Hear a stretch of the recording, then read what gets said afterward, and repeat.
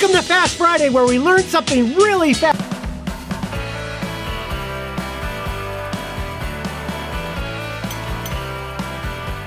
Hi everyone, welcome to Pal to Tech. Today we're talking about exposure smoothing on Fujifilm cameras. Now, some of you may not even be aware that this setting even exists. So, well, that's where I come in. That's what this channel's handy for. Alrighty, now, in the camera icon area, if you look down, you'll see you have two options: interval timer shooting, and this one right here, interval timer shooting exposure smoothing. So what exactly happens when you set this to on? Suppose you're shooting a time-lapse scene where you have a subject in the foreground and perhaps behind it the horizon. Now, as you're shooting the time-lapse photos and the camera's taking one every few seconds, if the lighting in your scene changes, like clouds going overhead blocking the sun or the sun coming up, right? Any kind of exposure changes, what this setting does is it tells the Fujifilm camera to make automatic adjustments to that exposure so that you have as least amount of exposure changing as possible between each time-lapse shot that you're taking. And so it will be in control of the exposure during your time-lapse scene. And if the scene changes with regard to light, remember, some clouds blocking the sun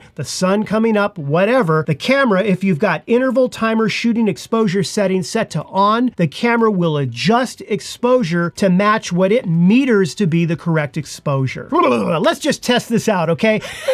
I set up this little scene with these 4 Ninja Turtles on this beautiful beach. We are gonna shoot a 30-second time lapse toward the end of the day, okay? But uh-oh, the sun's coming down right during the time we're shooting. Oh no, what do we do? Well, we need to try using our interval timer exposure smoothing setting. That's what we need to do. I set my aperture to a fixed f5.6, my shutter speed to a fixed 1/60th of a second, but I put my ISO dial in automatic, and I did this so that my camera would have control over the exposure. Now, once I finished shooting the first test, I again shot the exact same thing, only this time I changed the interval timer shooting exposure smoothing setting to on. Everything else was the same. Okay, let's see what we got. And what I did was I put all of my individual photos on my timeline. You see that right here? I have one set for when I turn the smoothing off, and I have one set for when I turn the smoothing on. I made the length of each photo 1 frame in duration, therefore it's a very fast scene. So what I did was I slowed it down to 25% of the speed, just so we could see it a little bit better. All right, here it is with smoothing off.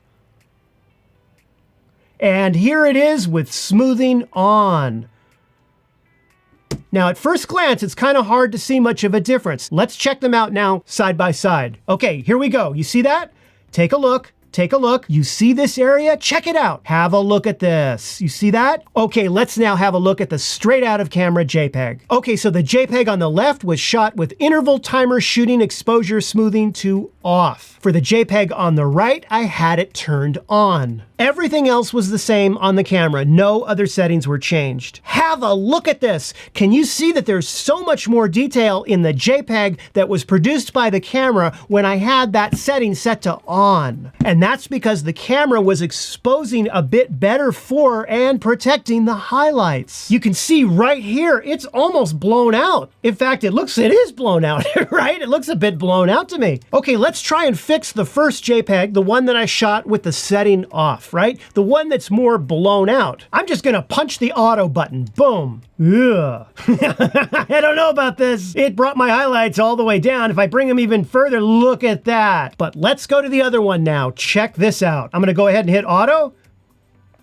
Just with that one edit change, look at this. Even in a JPEG that's not a RAW file, a JPEG, I have so much more flexibility in post-production if I have that smoothing on because the camera got the correct exposure. The camera did a better job of protecting the highlights. Now remember, these are JPEGs, not RAW images. If I had RAW images, I would even have more latitude. Now keep in mind, obviously, if you're shooting time-lapse, you're gonna wanna have the camera most of the time in all manual mode. mode, right? That just makes sense. That way you have complete control over the exposure. If you are in a position where for whatever reason you're wanting to be flexible with your ISO and you throw that into automatic, your camera will do a better job of smoothing out the exposure. I already have videos on time-lapse photography and interval shooting. Go check those out if you want to learn the specifics. So now I'm going to tell you, well, you know what I'm going to tell you.